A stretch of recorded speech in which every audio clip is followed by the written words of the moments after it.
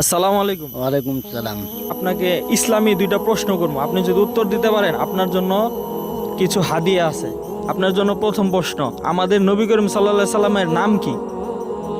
এটা তো বলতে পারবো না। আমাদের নবী আমি শুক্রবার করে নামাজ পড়ি, আল্লাহ কাছে ক্ষমা রেতা এটাই। নবীজির নাম জানেন না? নবীদের নাম জানি না, তো আমরা মূর্খ এর জন্য। আচ্ছা, আমাদের নবী করিম সাল্লাল্লাহু সাল্লামের নাম হইতেছে হযরত মুহাম্মদ সাল্লাল্লাহু আলাইহি সাল্লাম। মুহাম্মদ সাল্লাল্লাহু আলাইহি সাল্লাম নাম, ওনার নাম কি? মুহাম্মদ। আর মুহাম্মদ। ওনাকে বলার পরে সাল্লাল্লাহু আলাইহি সাল্লাম, ওনার উপর দুরূদ পড়া লাগে। আজকে থেকে মনে রাখবেন, মনে থাকবো তো?